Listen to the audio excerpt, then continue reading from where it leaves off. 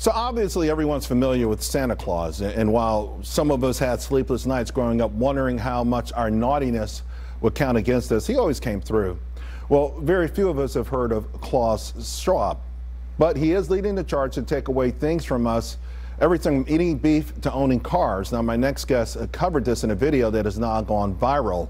No Cars for You, WEF calls for the end to private car ownership. Joining me now, the car coach, Lauren Fix. Lauren, walk us through these steps and how eventually it'll be outlawed to own these combustion engine cars, trucks, and SUVs. Yes, the World Economic Forum thinks they know better. They're an unelected group of very wealthy people who meet in Davos and make decisions for us. They've decided that we only use our vehicles 4% of the time, and they do pollute, so they want us to remove them and that we should use public transportation and ride shares on a global basis, and that we don't need vehicles, we can just share them. So that makes me think, if I only use my bed 8 hours a day, is someone else going to use it the other 2 8-hour segments? Just the same kind of mindset. It doesn't make any sense. Yeah. So if you're only using it for 4%, you're not polluting that much. You think they'll all share all of those private jets? Maybe instead of flying in 70 of them to Davos, they'll all get on one commercial plane?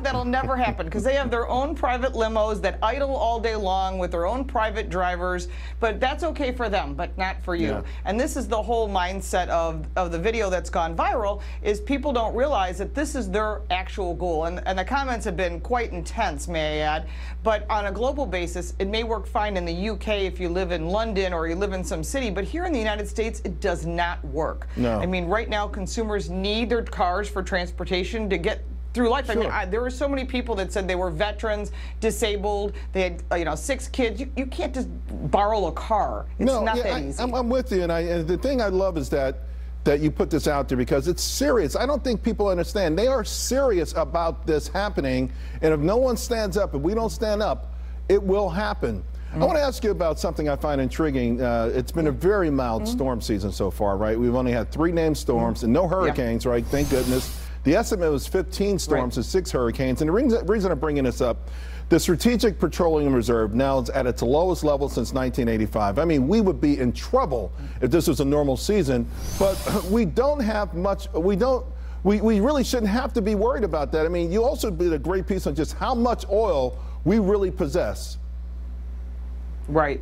And actually, we do possess more oil than people realize. We have enough for over 400 years of the oil we know about today. I talked to a bunch of people that work on oil rigs, that work in the oil industry, and of course, none of them wanted to disclose their name, and I don't blame them. But the facts that they told me were quite interesting. The fact that we're getting oil from other countries, so we're now beholden to them when we actually have enough for a very long time. And if we start bringing in hydrogen vehicles, which we're seeing from a lot of manufacturers, we have unlimited supply of hydrogen as well. Let me ask you, I got about 30 seconds. The auto loans, I was checking them out recently. We're right on the cusp of surpassing student loan debt.